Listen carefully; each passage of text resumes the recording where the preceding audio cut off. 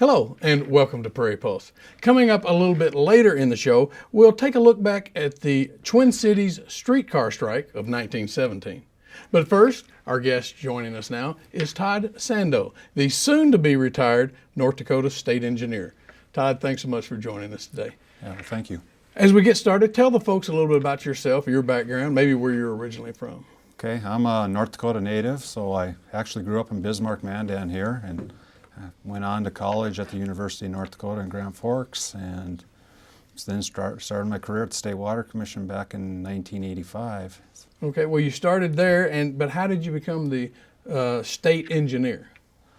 Well, it was there was many steps along the way. So yeah, actually, started serving for the Water Commission as a summer interim position, and then we moved into. Then I was hired full time as an engineer and went through the process of becoming a registered professional engineer and did a lot of engineering projects around the state. And then moved into management, and as my career continued to move forward, got promoted, and finally was at one point became the state engineer. Okay, well, with that said, though, you're soon to be retired, it says. Why are you retiring now? Just to go into the next chapter in your life, or what?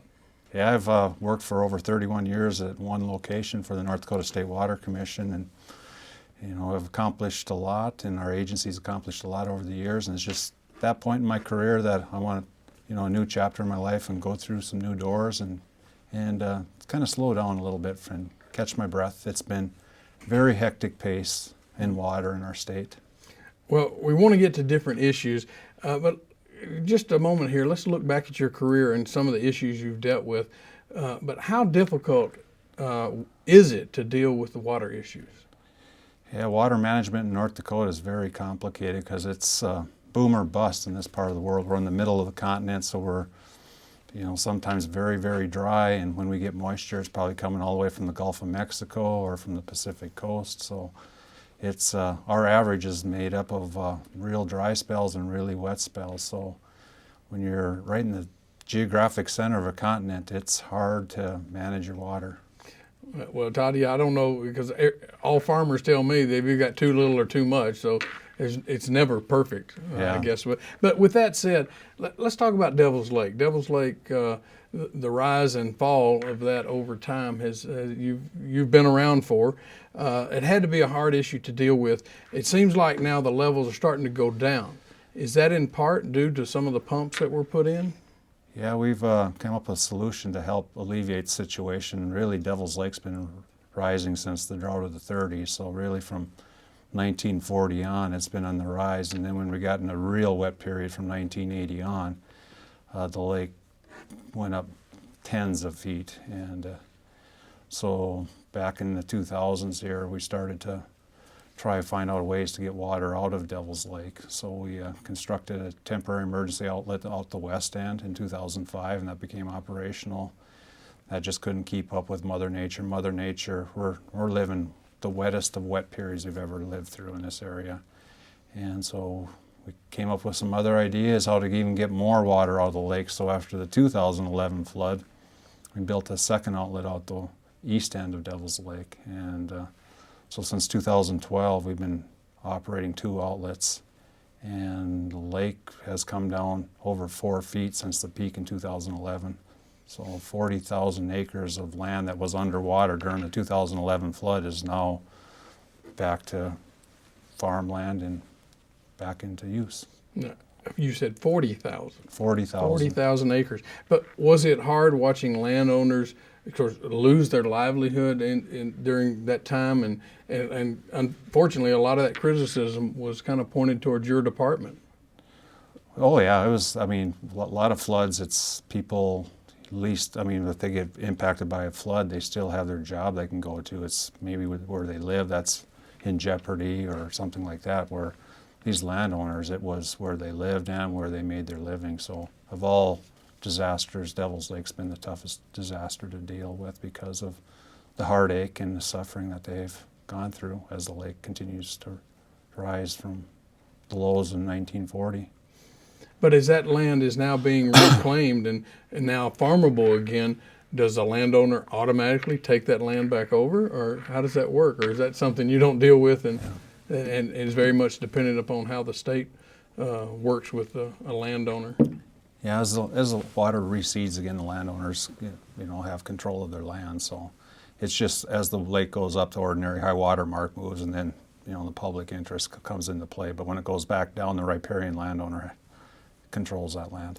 Okay. Well, let's move over to Minot. I mean, obviously, Devil's Lake was a very tough issue. There's been dealings there you've talked about. What kind of flood mitigation has happened since their big flood? Yeah, Minot endured their flood of record in 2011, so it'll be 5 years this summer since the flood took place, and we've been very busy in trying to provide some relief in not just Minot, but the whole Souris River Loop when the water comes in at Sherwood and goes back out into Canada at West Hope. And we've been working on studies and engineering and projects to help with the flood situation there. Yeah, because I know there was a lot of talk during that time. Was that situation avoidable in terms of what happened in Canada with the heavy rains and such? Yeah, and actually it was Mother Nature, the amount of precipitation that occurred from Montana all the way up into Saskatchewan that created really the flood of record for both the Missouri River and for the Souris River, also known as the Mouse River in North Dakota. So it was record rainfalls in May and June that caused the flooding. So it really was unavoidable because of the situation, amount of precipitation, amount of runoff. It was many times greater than any records. So we lived through the wettest time period ever, just this last 6-7 years. Yeah, so now we talked a little bit about Devil's Lake and Minot, but you mentioned Mother Nature a couple of times.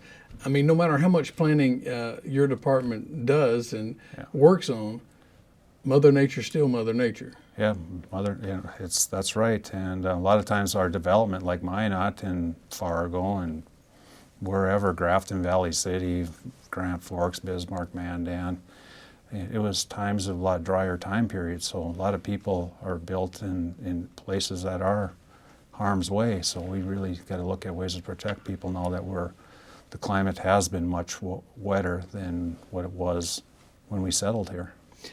What other issues besides water is your department involved with? Well, there's so many aspects. Not only do we develop water projects, we regulate and manage all the water resources in our state. So one of the big issues has been with the Bakken. So water rights and appropriating water, temporary water permits in lieu of irrigation permits to allow fracking to take place. If it wasn't for water, there wouldn't be fracking, there wouldn't be oil, and we wouldn't have the economy we've had or the money that we've had to deal with in our state. So we've been heavily involved with water depots and granting water rights for people temporarily and permanently to help address the water needs in western North Dakota. And water is the key. Water is the key to everything, not only to the Bakken and the oil industry, it's the key to coal-fired plants, it's the key to egg processing plants, it's the key to everything. Well, with that said, and you mentioned Fargo, do you think the Fargo diversion will ever get done, and should it get done?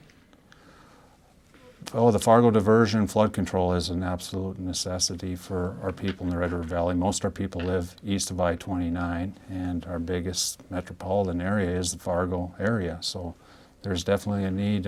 One of the issues there is not only the Red River, but there's so many other rivers that flow in right by Fargo, West Fargo. So you got to deal with the Wild Rice River, the Maple River, the Cheyenne River, the Rush River. So all those head basically towards Fargo and West Fargo. So there's a definite need for flood protection. They skirted, flood disasters in 2009, 10, 11, 1997. They haven't had the disaster like Grand Forks or like Minot, but they were on the verge. So there's definitely a need to provide flood protection for such a populated area. Yeah. Do you think that sort of with every dry sort of spring we've had recently, that people become a little more complacent and maybe think that, oh, well, we don't really need it right now? But I think you said it's a necessity. Yeah, it really is. necessity to provide flood protection, human safety for people. Yeah, I mean, people might come complacent, but all of a sudden you can get big rainfall events and you're right back into the situation. So it's not very far in the back of people's minds. I mean, these floods have been very devastating and really have scarred a lot of people and affected people. So they know the importance of providing flood protection and safety for our people. Mm-hmm. How closely does your department work with the National Weather Service? We, with the National Weather Service, we work with them a lot in emergency operations. I mean, they're the official forecasters, but we have a lot of experience in hydrology and hydraulics and in those areas. So, we work hand in hand with the Weather Service, especially, trying to forecast Devil's Lake levels or runoff from rainfall type events. But the Weather Service is official forecaster, and we rely heavily on them to help us when we try to provide flood protection or design projects. Well, so with that said, you somewhat said you get involved with forecasting. So there you go. Are we in a dry spell right now, and do you foresee that continuing?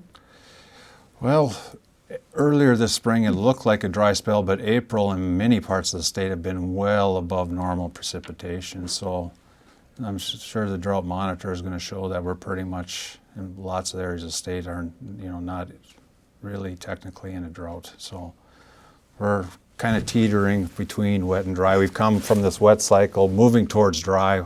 Who knows, we might move into a drought period. You really don't know until you're well into it that you're, in a drought. Okay.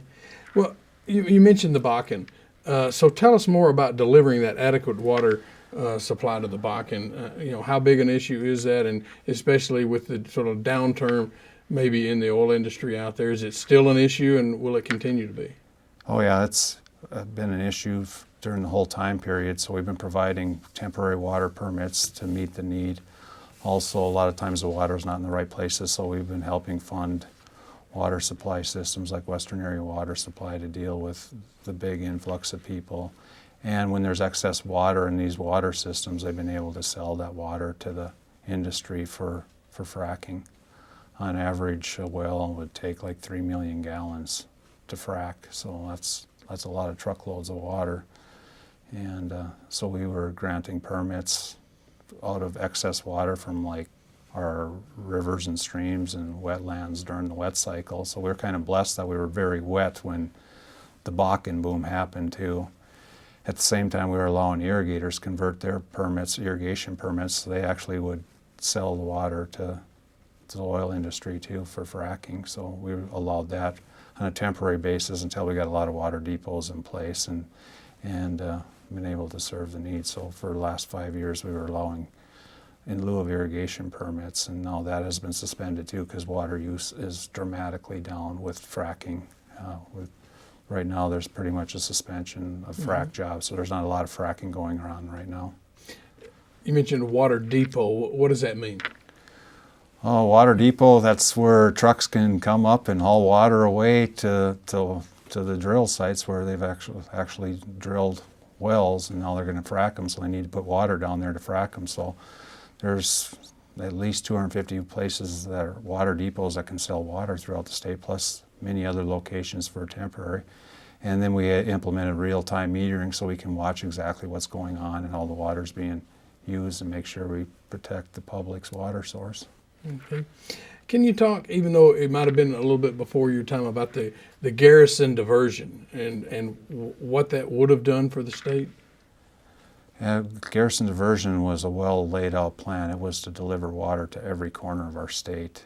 So back 1944 Flood Control Act that was passed, it was to provide flood control for the downstream states, at the same time provide water supply. So it was known as the Pick-Sloan Plan.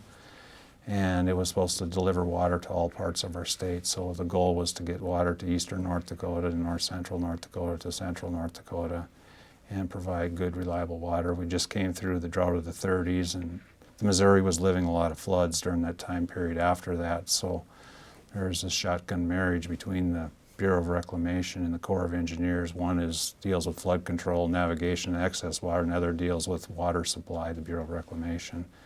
So the federal government for decades and decades have been trying to develop a water supply, and there's been a lot of bumps along the way to deliver water throughout our state. And so why was that derailed? Oh, there was Canadians, international issues, environmental issues, just a whole host of things that just trying to get water across the Continental Divide, getting water from the Missouri River drainage to the Hudson Bay drainage is very complicated when you're dealing with concerns of water going from one basin to another. So it's been hard to overcome those types of issues. You mentioned about our physical location of North Dakota, but in terms of water, how is North Dakota different from other states for water issues? Yeah, we are rather unique. Like I've been heavily involved with Western States Water Council and Western State Engineers, so we deal with the 17 Western states. And a lot of times, like during this time period, I've been state engineer from 2010 to 2016. A lot of Western North Dakota, Western United States was in drought, but we were very wet. And we're located quite a ways north, so our evaporation rates are lower. Once we get wet, seems like we continue to breed moisture with, once we have water on the landscape, we have all kinds of water out in the landscape because of this wet period. So we've been very wet when, for example, there was drought in Texas and Oklahoma, and then it was in Nebraska, and now lately it's been California. And we've been just wet, extra water, excess water. It's like we can't even give away our water. We can't even, it's hard to even pump it out of Devil's Lake. And people in the other states would just love to have Devil's Lake water. And here it's like, we're just trying to get rid of water. So that, that's been one big difference is we've had a lot of water to deal with. And, but there is times that we're very, very short. But during my whole career, it's been pretty much a lot of water. Well, Todd, you said 31 years. What are the memorable moments for you, looking back on your career with this state engineer? There's a lot of memorable moments. Big ones are dealing with, we've been talking about this wet cycle, dealing with floods. It's the flood in Grand Forks in 1997 was just, it was a devastating flood, and I was able to try help not only Grand Forks but the federal government fight the flood, and we came up with some good ideas on how to save big parts of Grand Forks, so that was a memorable moment. Devil's Lake, getting 2 outlets built out of Devil's Lake, that's a lot of people says you can't get the water out. In fact, the federal government had very difficult times doing that, so the state took it on ourselves with no federal funds, no federal involvement at all, and we were able to get water out of Devil's Lake. So that was a huge accomplishment. Fighting floods here in western North Dakota too has been quite the accomplishment too. Well, there have been some big moments, hasn't there? So talk about the search and the timeline for your replacement. Do you know much about it? Okay, actually it's taken place. We were, it's an important position, and actually there's a search committee, and the Water Commission is made up of 7 appointed members, the governor and the ag commissioner. And we've already gone through the process, and they did interviews a couple weeks ago, and they've made a job offer, and the new state engineer will be coming here June 1st, and I'll be done July 1st. So there'll be overlap so that the new person can spend some time with me to shadow some of the things that I've been working on over in my career. Well, real quick, if people want more information, where's the best place to go? Oh, the best place is to our State Water Commission website. So. All right. Well, Todd, we're out of time, so thanks so much, and good luck in retirement. Okay. Well, thank you. Stay tuned for more.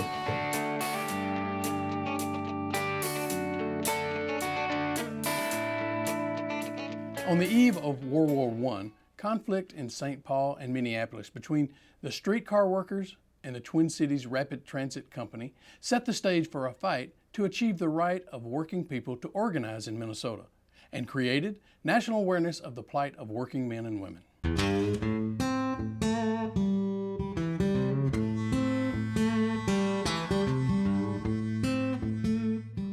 In the early 1900s, an organization called the Citizens Alliance is created, and it flows out of Minneapolis business owners. And they are working together to ensure that Minneapolis remains a town where union can't get much of a foothold. People who were workers really understood that they were going to get shut down by this open shop movement called the Citizens Alliance. It was a pact among all the major employers in Minneapolis that they would cooperate internally amongst each other, that if any union tried to organize, they would be denied recognition and they wouldn't get anywhere. Workers didn't have protections. They could organize, but they would get stomped on if they organized. The Citizens Alliance is not just this group of business people. Citizens Alliance is deeply embedded in the political structures of the city, in the economic structures of the city. It's the leading men of Minneapolis. They develop strategies for these moments when union organizers do come to Minneapolis and do try to start unions. Because of the ways in which they are able to flex their political and economic power, there are moments where they can actually engage strikebreakers if necessary.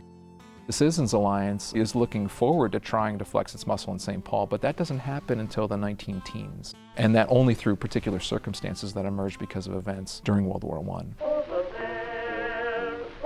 there, send the word, over there. The Twin Cities Rapid Transit Company controls all the public transit in Minneapolis and St. Paul. They were able to take advantage of cheap labor by being resolutely anti-union. Because the Twin Cities Rapid Transit Company had been so bad to workers for so long, workers by 1916 and 1917 are becoming more and more frustrated, and by the fall, this is September 1917, they start thinking about figuring out how they're going to organize and how they're going to maybe even call a strike. If the streetcars are no longer running, no one can get anywhere. It's a pretty powerful way for workers to try to press back against business owners. And it affects not just the transit company, but companies of every kind in both cities. The Citizens Alliance went to the municipal courts to get equity injunctions against trade union organizing. So if there was any kind of picketing, they would go to the courts and say, please get these people out of here because our business is in danger of being shut down and we're facing an emergency situation. That was the legal rationale. That a judge, using his power of equity, that is to say he could do something on an emergency basis, would simply say you can't banner this place or you can't stand outside. And if you do, what you're doing is a criminal conspiracy. We're going to arrest you and throw you in jail. So if you're sitting there in St. Paul or Minneapolis and you're thinking, you know, I think we ought to have a trade union, but people say that if I try to do that, I'm a criminal conspirator, this is really going to tick you off. In some ways, this makes St. Paul labor organizations stronger, and it also gets them looking for allies. So it's the first time you have unions that are working across these city boundaries. So in September of 1917, you have a small-scale strike. A Minneapolis order is kept through the Citizens Alliance calling out their kind of quasi-law enforcement with this home guard made up of men in their 30s and 40s who are volunteers, who are armed, and who are meant to ensure that public order is kept during this wartime emergency. They ensure that there is no public disorder, that there aren't any marches or parades or much kind of union activity at all in Minneapolis. But in St. Paul, it's very different because there you don't have a Citizens Alliance, and business people are used to at least trying to work out their differences with union leaders. In St. Paul, the streetcars are disrupted, and that's a real problem. And so you have a large number of people in the streets, thousands of people in the streets. Eventually, a call for mediation is made. So the strike ends pretty quickly. The union doesn't necessarily get all of what it wants, but the company starts to engage in negotiations. But in the meantime, during a wartime emergency, any disruption to the public's business or to public infrastructure is deemed potentially undercutting the war effort. By November, the federal government is getting involved. Woodrow Wilson's administration in Washington, D.C. is saying, look, there's all kinds of stuff happening. These tensions are still simmering in St. Paul. And in Minneapolis, less is happening because the Citizens Alliance is able to literally control all the public spaces to keep union workers from organizing. And so in St. Paul, this simmering tension erupts again in December. In December, you have a large rally in Rice Park in St. Paul, attracts thousands of workers. You have public disorder. The Home Guard basically puts a stop to the strike and forces these workers to go back to work. Therefore, in Minnesota in 1917 and 1918, you get a variety of civil liberties that are trampled on. This was a real kind of shock to the system for St. Paul business people. First, to see so much public disorder in the streets, and second, the fact that the union people wouldn't even be listened to, that they'd be shut down by law enforcement or quasi-law enforcement agencies. They realized that the Citizens Alliance has been able to extend its power into St. Paul in this way that no one really anticipated, largely because the industry that workers were striking in was something that connected the two cities. So this kind of violence on the streets not only attracted national attention, but made it clear that working people needed to have the opportunity, at least, to organize, and that the federal government maybe should actually provide workers with the right to organize a union. That had never been a federally recognized right for workers anywhere in the United States.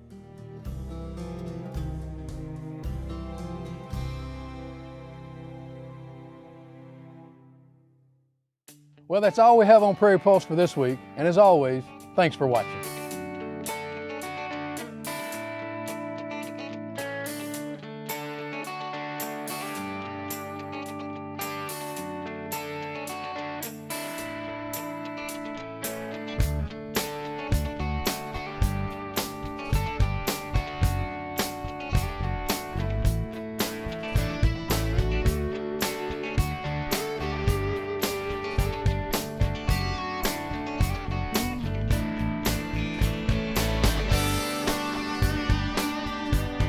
Funding for Minnesota Legacy programs are provided by a grant from the Minnesota Arts and Cultural Heritage Fund, with money from the vote of the people of Minnesota on November 4th, 2008. And by the members of Prairie Public.